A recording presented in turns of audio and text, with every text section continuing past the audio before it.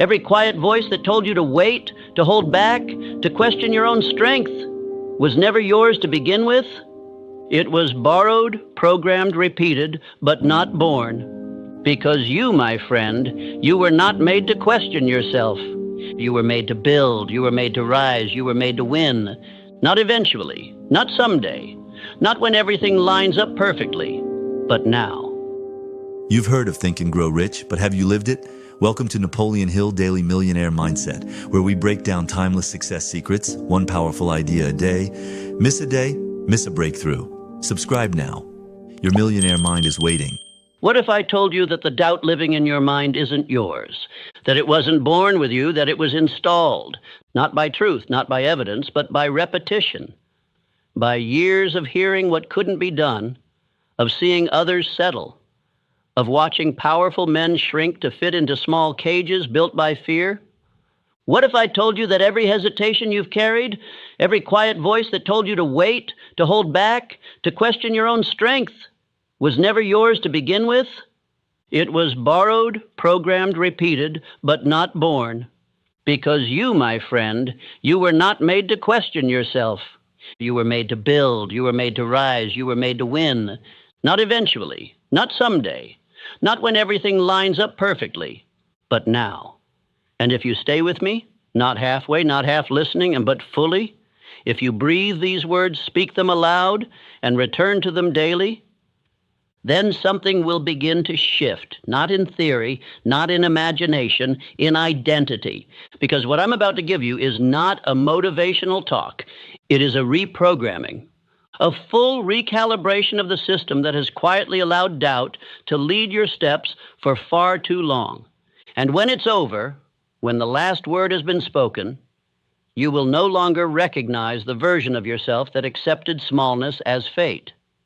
Because doubt, as I will show you, is a habit, and habits can be broken. But belief is a decision. Belief is the act of remembering who you were before the world taught you to shrink. And today we return to that man, the one who knew he was meant for more, the one who didn't wait for proof to take the first step, the one who acted as if victory was inevitable. And let me tell you something most men never hear.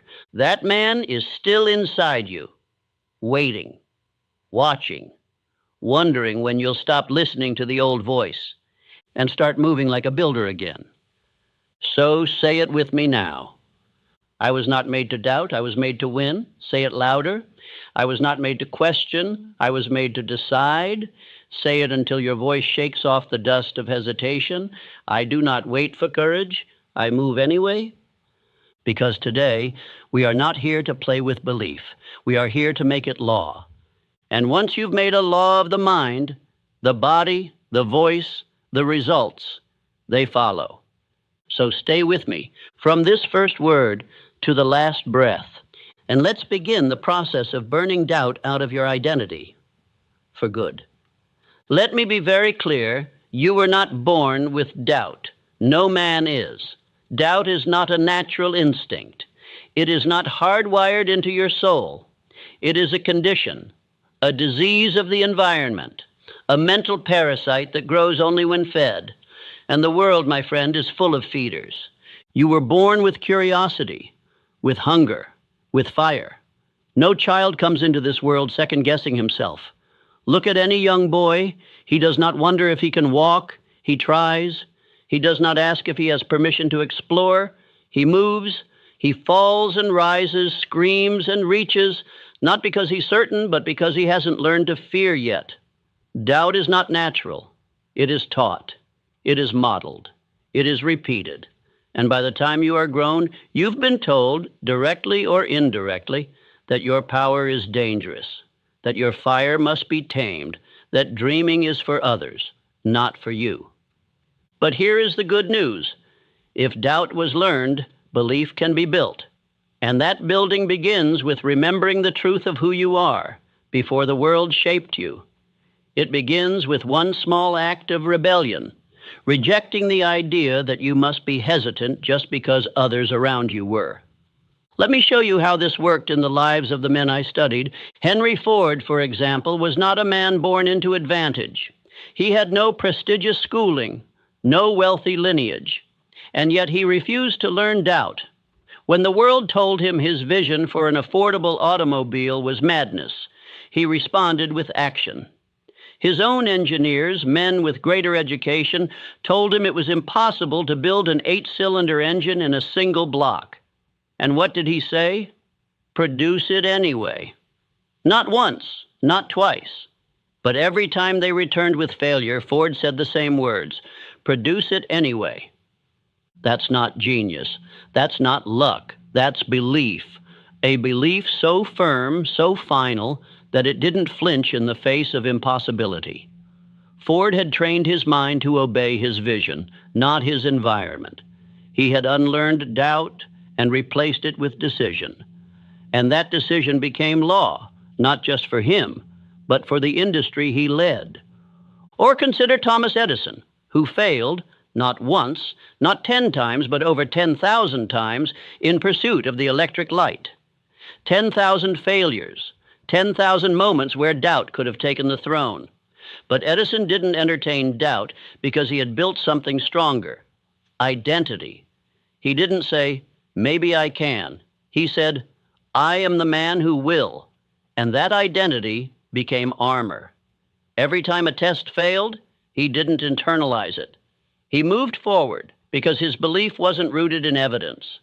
It was rooted in repetition. He had told himself again and again that this would work, that he would work, that something would work. And so it did. Understand this: belief is not a feeling. It's not something you stumble into. It's not something that floats down from the heavens when you meditate long enough. It is built the same way a bridge is built, the same way a habit is built, through consistent daily acts of decision and discipline. You choose belief even when you don't feel it. You repeat belief even when your old identity screams otherwise. You walk like the man who knows, even when part of you still doubts, until that part no longer has a seat at the table. That's what Andrew Carnegie understood. When I sat with him, when I studied his methods and mindset, I discovered something that changed me forever. Carnegie didn't see belief as optional. He saw it as structural, as foundation. He once told me, if a man does not command his own mind, someone else will. And that's exactly what doubt is, a sign that you've surrendered your authority. Not consciously, not deliberately, but over time, in small, subtle ways, you've let doubt set the tone. But that ends now, because now you are awake. Now you know the origin of the doubt you carry. It wasn't born with you. It was given to you, and now you are giving it back. Say this out loud: doubt is not mine. I refuse to carry it. Say it again: I do not live by hesitation. I live by decision. This is how you begin, not by feeling powerful, but by speaking power, by walking with posture that reflects certainty, even before certainty has taken root. Because the subconscious does not obey logic, it obeys repetition. And every time you move like a builder, speak like a leader, act like a winner, you are building belief. The man you were meant to be, he's already in you. He's just waiting for the noise to stop. He's waiting for the command to rise, and this is that moment. Let us now speak of the most powerful moment in any man's life, the moment he makes a decision so clear, so permanent, so final, that the old self can no longer survive it. Because here is a truth too many never realize. Identity is not discovered. It is decided. You do not stumble into greatness. You declare it. You do not wait to become confident. You decide that from this moment forward, confidence will be your posture. You do not hope to one day become fearless. You decide to act even when afraid, and that very act rewrites the code of who you are. You see, every man lives within an identity. The problem is, most men live inside an identity they never chose, an identity built from accidents, from repetition, from fear, from the small opinions of small minds. And because they never consciously declared who they were, they've become a collage of contradictions, powerful in potential, paralyzed in practice. But the greats I studied, the men who carved their names into the history of achievement, they all did one thing first. They decided who they were, not based on circumstances, not based on feelings, but based on vision. Let me take you again to Henry Ford. Before he was a titan of industry, before he revolutionized transportation, Ford made a simple decision. He would build a car for the common man. That was it. A sentence, a commitment, a line in the sand. But once that decision was made, everything changed. He no longer acted as a mechanic. He no longer thought like a worker. He became a builder of machines, of ideas, of a future only he could see. And when the world doubted him, when bankers and engineers and newspapermen mocked his aim, Ford did not bend. Why? Because his identity was decided. He had already chosen who he was. And once a man makes that choice, the world loses its power to define him. Thomas Edison did the same. Do you imagine Edison became an inventor by accident? That the light bulb was a happy fluke? No. He decided long before the world believed in him. He said, "I will illuminate the world." And then he began walking toward that vision. Every single day, when others called him a fool, when failure visited him daily, when results did not arrive for years, he moved forward anyway. Because in his mind, the result had already happened. He was simply catching up to it. Understand what I'm telling you. Results follow identity, not the other way around. If you believe that you must prove yourself before you can claim greatness, you've already lost. The men who rise are the men who decide to rise. First in silence, first in solitude, first without evidence. Even Abraham Lincoln, a man who walked through war and turmoil, was not led by public opinion. He was led by decision. He did not need everyone to agree before he acted. He had already determined the value of freedom, the weight of unity, the dignity of mankind. And because that decision was final, fear could not break him. Now it is your turn, and you must write your identity in stone. Not scribble it in sand, not whisper it with apology. Declare it. Who are you? Who have you decided to be, regardless of what you've done up to this point? Because until that decision is made, doubt will always have a voice. You must say aloud, "I am not a man of hesitation. I am a man of execution. I do not drift between identities. I have chosen one, and I walk in it." And do not say it once. Say it until your subconscious hears it so often, so clearly, that it accepts it as law. That is how belief becomes identity. That is how decision becomes destiny. Let me offer you a ritual, the same one I saw in the lives of Carnegie, Schwab, Ford, Edison. Each morning before the world speaks, you speak. You declare who you are. You speak your identity aloud, not with hope, but with authority. You write it. You repeat it. You move in alignment with it, even when you don't yet feel like it. Because feeling will follow form. You must form the identity, and the emotion will rise to support it. Carnegie used to say, "A man's habits are simply his beliefs in motion." And what are habits but repeated actions born from a chosen identity? The man who sees himself as a king does not move like a servant. The man who has decided to lead does not wait for consensus. The man who knows he is meant to win does not flirt with doubt. He moves, and with every step his identity deepens until he becomes a force. So I ask you now, what have you been waiting to decide? What version of yourself have you postponed? What identity are you pretending is not yours to claim? Let that end here. Today you decide. You write the new name. You declare the new frame. You burn the bridges to the old self and never look back. Let this be the line. From this moment forward, you do not doubt, you decide, and the world, it adjusts. There is a moment in every man's journey where the greatest progress comes not from a new step forward, but from cutting off the way back. You see, movement without commitment is not progress. It is dabbling. It is dipping a toe into destiny while keeping one foot anchored in doubt. But no empire was ever built by a man who kept a backup plan for mediocrity. No legacy was written by the one who kept the exit door open just in case it got hard. The men I studied, Carnegie, Edison, Ford, Lincoln, they all understood a simple, sobering truth. If you leave the bridge standing, fear will always tempt you to cross it. The phrase burn the boats has become cliché, but it was not cliché for those who lived it. Let me take you to a true story. Hernán Cortés, the Spanish conquistador, landed on the shores of Mexico in 1519 with a handful of men to face an empire that vastly outnumbered him. And what did he do upon arrival? He burned the ships that brought them there, not because he was reckless, but because he understood human nature. When the mind believes there's a way out, it never fully commits to the way forward.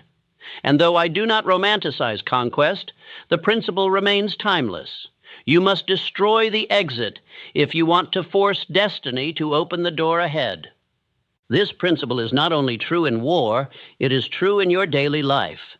Henry Ford did not say, "We'll try this automobile idea, and if it doesn't work, we'll go back to making carriages." Number. He staked everything. When he committed to the Model T, he shut down production of every other car his company was making, against the advice of his board, against the fear of his peers. He simplified, he streamlined, he focused, and in doing so, he created a revolution in manufacturing. Why? Because there was no retreat. Ford didn't seek comfort, he sought completion. Thomas Edison, too, had no plan B. When he set out to create a functioning light bulb, he faced more than 10,000 failures. But each attempt was made with the resolve of a man who had already sealed his fate. He once said, "I have not failed. I've just found 10,000 ways that won't work." That is not the voice of a man who left the door open to quit. That is the voice of a man who locked it, threw away the key, and set fire to the room behind him. Andrew Carnegie, as a young immigrant with nothing but a job in a telegraph office and a mind full of ambition, decided early that poverty would not have the final word. He did not pursue wealth as a wish. He pursued it as a necessity, not for greed, but for impact. He devoted himself to mastery of industry, management, communication. When he committed to steal, he committed with everything. He was not dabbling. And because of that, he rose. What is your retreat? Be honest. Is it the job you keep as a safety net even though it dulls your soul? Is it the voice you silence because you fear what others will say? Is it the plan you never start because you keep telling yourself you'll do it when the timing is better? These are not strategies. These are shelters for fear. And as long as they exist, you will never walk with full power. You cannot act like you were meant to win if your energy is split between building and retreating. You must commit fully, and you must prove that commitment by eliminating the exits. It's easy to say, "I'm all in." It's another thing to remove every other option. That's what the greats did. Abraham Lincoln did not entertain compromise when it came to preserving the Union.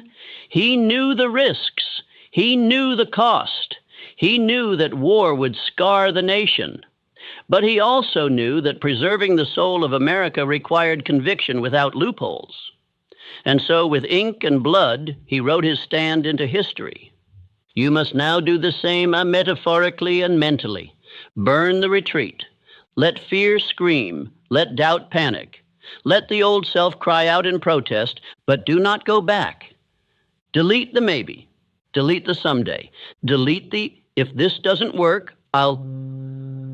Those phrases are permission slips for failure. If you were meant to win, and I believe you were, then act like it by removing every option except victory. Even when it's slow, even when it's lonely, even when no one claps, especially then. Because once you make the decision and seal it with action, something shifts. Your mind stops negotiating, your energy stops scattering, your spirit sharpens, and the world starts to bend. Say it aloud. There is no retreat. I have made my decision, and the door behind me is gone. I move with finality. I act without escape. These words must not be spoken once. They must be repeated daily until your body forgets what it felt like to doubt. This is not about drama. It's about discipline. Burning the bridge is not loud. It's not showy. It's the quiet decision you make before dawn that today again you will not run. And if you hold that line long enough, something incredible happens. Fear stops talking because it knows you're not listening anymore. There is a voice in every man's mind that determines the quality of his life long before the world ever lays a finger on him. It is the voice that speaks when no one else is around, the one that whispers when the door closes, when the lights are off, when the results don't come, and when the crowd has gone quiet. That voice is not always kind, not always supportive, not always true, but it is always present. And if you do not train it, it will train you. It is a process called autosuggestion, the deliberate and repeated feeding of the subconscious mind with instructions so clear, so consistent, so emotionally charged that they become identity. The subconscious mind does not reason. It accepts whatever is repeated to it with emotion. And herein lies your greatest threat or your greatest weapon. Let me show you what this means through real lives. When Henry Ford famously said, "Whether you think you can or think you can't, you're right," he wasn't trying to be clever. He was revealing how he built his empire. Ford didn't have the most knowledge. He didn't hold the most degrees. He didn't master every detail of his business. But he trained his inner voice to say one thing over and over: "It will be done." And because he repeated that, his subconscious went to work making it reality. But here's the mistake most men make. They speak carelessly to themselves. They allow doubt, hesitation, worry, and worst of all, sarcasm to run on repeat. And they wonder why their progress always stalls. The subconscious mind doesn't understand humor when you joke about being lazy or failing or being stuck. It hears those thoughts as instructions. It installs them. It obeys them. And soon you do too. Thomas Edison, after thousands of failed attempts to create a working light bulb, was asked by a reporter how he kept going. He replied, "I haven't failed. I've just found 10,000 ways that won't work." But understand what that really was. It wasn't just optimism. It was programming. It was a mental script so strong, so repetitive, that failure could not take root. Every time he spoke those words, he trained his inner voice to keep moving forward, and the voice obeyed. Andrew Carnegie, too, was relentless in this discipline. He instructed the young men under his mentorship to write their chief aim and read it aloud every morning and every night. He believed that a man could become unstoppable if he simply repeated the right idea often enough, not whispered, not read silently, spoken. Why? Because the voice you speak becomes the voice you hear, and the voice you hear becomes the voice you believe, and what you believe shapes your world. So let me ask you, what have you been telling yourself? When no one's watching and results aren't showing, what do you say? "I'm tired. This probably won't work. Maybe I'm not the type. I'm just trying." These are not harmless phrases. They are weapons turned inward. And the more you repeat them, the deeper they sink. But the good news is this: you can change the script. It begins with discipline. Each morning, before the world gives you its version of reality, you must give yourself yours. You must look yourself in the mirror and declare, "I act before fear has a voice. I do not drift. I do not delay. I am the kind of man who keeps his word, even when no one is watching."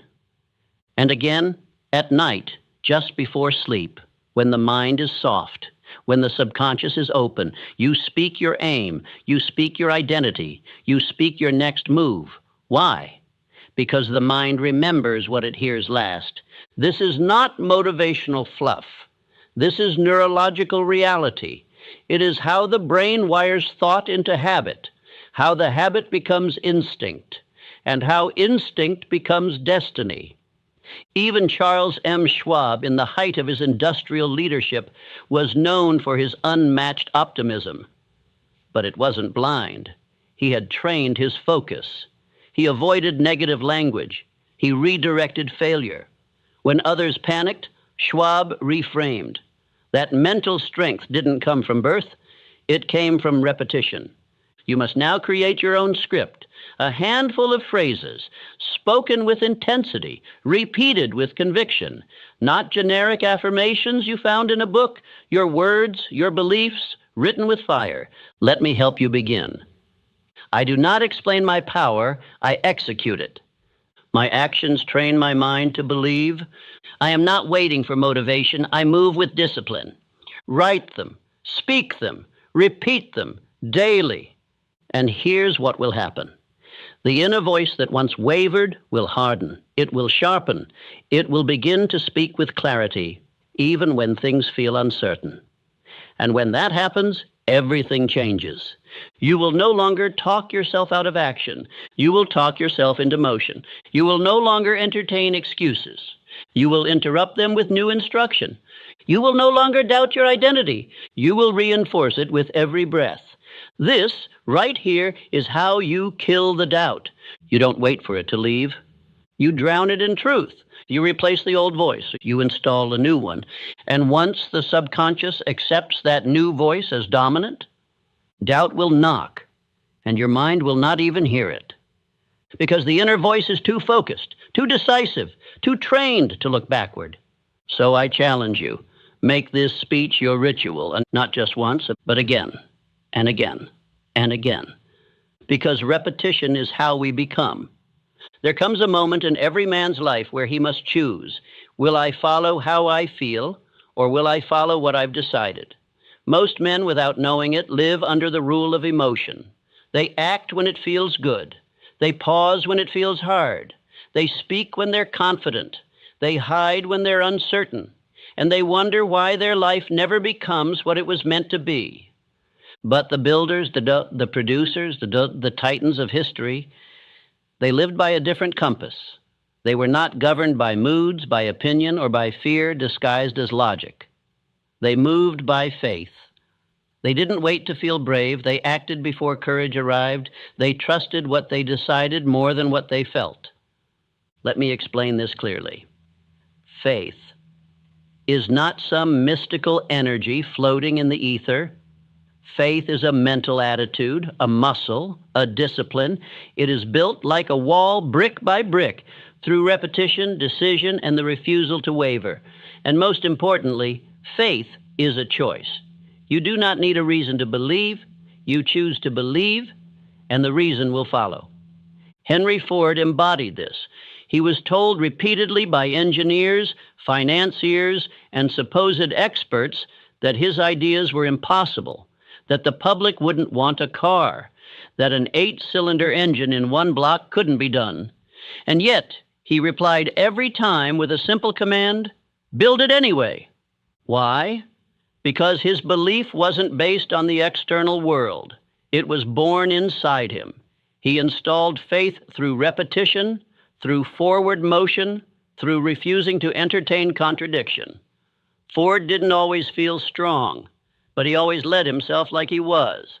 That is the key. You do not need to feel the faith. You need to move like it's already there. Thomas Edison failed thousands of times on his journey to create the electric light, but he was never broken. Why? Because he had already decided that success was inevitable. And once that decision was installed, he no longer needed external validation. Each failure wasn't a sign to stop. It was evidence that progress was being made. That is what faith looks like. Not emotion, but identity backed by action. Now let me speak plainly. Most men confuse emotion with guidance. They think that if something feels heavy, it's a sign they should stop. If it feels uncertain, they assume it's the wrong path. But listen to me now. Discomfort is not a red light. It is the toll you pay to walk the road of greatness. Abraham Lincoln knew this well. He was elected president during a time when the nation was fracturing. His choices would determine not only the fate of the United States, but the fate of slavery. His cabinet was divided. The nation was at war. And the voices around him grew louder and louder with doubt. But Lincoln did not flinch. He wrote the Emancipation Proclamation, not because he felt the support, but because he believed in the mission. He moved on faith, not emotion. And that's what made him great. Emotion may feel real, but it lies often. It speaks in the language of the past. It echoes your old habits, your old identity, your old doubts. But faith speaks from the future. Faith speaks from the man you decided to become, not the man you used to be. That is why I empathize repetition so deeply, because repetition creates faith. The more you speak belief, the more you act from it, the more it becomes your default. And once it becomes your default, emotion loses its grip. So I ask you now, who is leading your life? Is it the man who acts on fire, on vision, on purpose? Or is it the man who waits until he feels good to make a move? You must make the decision today. I lead from faith, not from feeling. That means you show up even when you're tired. You speak truth even when your voice shakes. You follow through even when the results haven't yet arrived. Why? Because faith is not about evidence. It is about conviction. Let me give you a practical way to live this out. Every morning, declare your beliefs out loud. Not what you feel, but what you choose to believe. I act before I feel ready. I am not a slave to emotion. I command emotion. I walk by faith because the man I am becoming is already real. Then move immediately, without debate. You build faith not by thinking about it, but by acting as if it were already yours. And yes, you will feel resistance. Yes, the old thoughts will rise, but they are ghosts. You do not negotiate with ghosts. You replace them with fire. This is the same process Charles M. Schwab used when building the foundations of U.S. Steel. He wasn't always certain of the outcome, but he carried himself with certainty. He knew that people don't follow emotion. They follow conviction. And the only way to carry conviction is to practice it daily. So train yourself to move without needing to feel perfect. Say this now. I do not trust the voice of emotion. I trust the voice of purpose. I do not wait to feel powerful. I act until I am powerful. I lead myself. I do not follow the wind. Repeat these every morning. Let them take root. Let them replace the voice that once led you to pause. Let them become the soundtrack of your actions. Because the man who leads from emotion will always be led by fear. But the man who leads with faith, he becomes unshakable. He becomes unstoppable. He becomes inevitable. Let us now continue to the next part, because faith must always be matched with action. Not random motion, but decisive execution. There is a law that governs all progress, and it is this: indecision is the seedbed of fear. It is not failure that paralyzes a man. It is not rejection. It is the simple refusal to choose. And I tell you plainly, no man who hesitates can ever lead himself. He will be led by circumstances, by emotions, by the opinions of others, by the inertia of yesterday's version of himself. But the man who decides, the man who moves, that man becomes a force. I taught that every successful man I studied had the habit of making decisions quickly and changing them slowly, if at all. I found this in every titan, every mogul, every builder of empires. They did not sit in endless deliberation. They did not require all the facts before they began. They simply decided and let the path reveal itself in motion. Let me show you what that looks like through the story of Henry Ford. Ford's engineers once told him flatly that it was impossible to cast an 8-cylinder engine in one solid block. They tried, they failed, they returned, expecting Ford to admit defeat. Instead, he looked at them with certainty and said, "Produce it anyway." Not once, not twice, but repeatedly until it was done. Ford did not weigh his options. He did not say, "Let's brainstorm alternatives." He decided. And because he decided, the world bent. That's the law. The world does not yield to the man who is clever. It yields to the man who is certain. Thomas Edison lived the same law. Imagine failing over 10,000 times at anything. Most men would have quit before 10. Most men would have doubted themselves. Most men would have asked for permission or waited for approval. But Edison had already decided, I will invent the light bulb. And because the decision was final, Every failure was just another stepping stone. Not because Edison had superhuman endurance, but because he had eliminated the option to stop. You must do the same, and you must stop leaving back doors open. You must stop entertaining maybe. You must stop debating your own destiny. Decide, and once you do, move. Even if you don't know the full path, even if your voice shakes, even if your hands tremble, because clarity is not found in stillness. It is forged in movement. Charles M. Schwab, when he was chosen to lead U.S. Steel, was not the oldest or the most experienced, but he made decisions quickly. He moved decisively. When asked by Andrew Carnegie to take the reins of a massive industrial consolidation, Schwab didn't ask for time. He didn't form a committee. He said yes and figured out the details on the way. That's how momentum is built. You act, and the mind follows. You move, and fear loses its grip. You execute, and the subconscious begins to trust you. That's what most people never understand. Every time you hesitate, you tell your subconscious, I don't believe myself. But every time you act, even imperfectly, you reinforce the identity of a man who does what he says he will do. And soon, your body, your posture, your thoughts, your very presence begin to reflect that new identity. So I ask you now, what have you left undecided? What path have you delayed, waiting for more time, more clarity, more courage?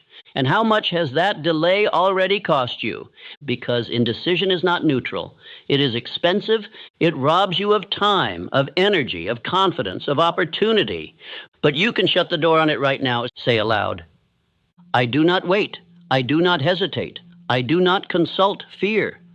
My decisions are final. My movement is immediate. My word is law. That is not bravado. That is identity. You do not try. You declare, you do not ask, what if? You say, this is the way. And when your mind resists, as it will, you do not argue. You move. Action is your answer. Every day you delay is another day fear grows stronger. But every day you decide and follow through, you become more powerful than hesitation itself. Let me give you a simple framework. Make your decision quickly, from a place of purpose, not emotion. Move immediately. Do something, anything that confirms the decision. Refuse to reopen the decision unless new facts demand it, not new feelings. Reaffirm daily through repetition. I am a man who moves. I am a man who leads. I am a man who acts. That is how the mind is retrained. That is how confidence is installed. That is how fear is removed, not all at once, but in the daily habit of movement.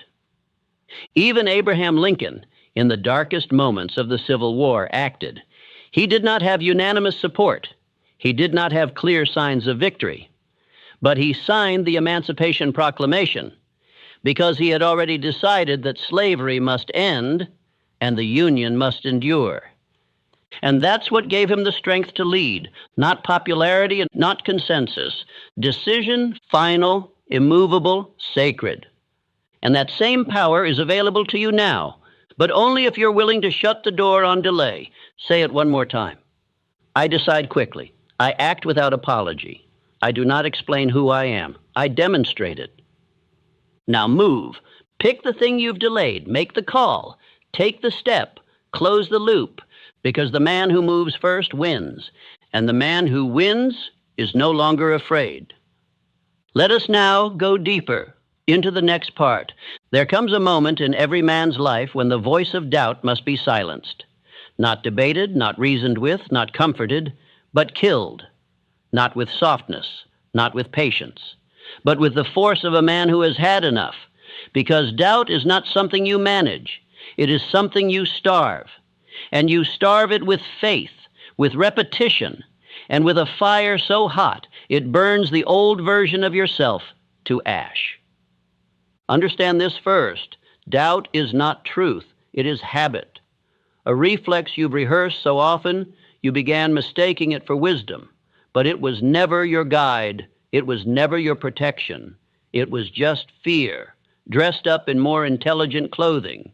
And if you don't name it for what it is, you'll keep calling it being realistic, thinking ahead, or protecting yourself, when what you're really doing is betraying the man you were born to be. You must decide now. Doubt dies here, not tomorrow, not gradually. Now, let me show you how the great ones did it. Abraham Lincoln, the man who held together a torn nation, did not live without fear. He was ridiculed, hated, attacked. He buried his own child during his presidency. He led in chaos, and yet he chose belief every single day. He repeated his purpose in silence. He wrote letters he never sent. He walked alone. But in those moments of solitude, he reaffirmed his mission, not with certainty in outcome, but with certainty in identity. That he was the man to carry this burden, that he must be. Andrew Carnegie, born into nothing, stood in a world run by titans, by giants. He had no pedigree, no special connections. But he carried one advantage, definiteness of purpose. And with it, he drowned doubt in repetition. He wrote and spoke his chief aim daily, until the thought of failure simply didn't belong in his mental atmosphere anymore. That's not arrogance. That's mental discipline. That's how a boy from a telegraph office became the richest man in the world. Henry Ford faced endless waves of opposition, from the press, from engineers, from the government. But none of their doubt ever entered his system. Why? Because his internal repetition was louder than their external noise.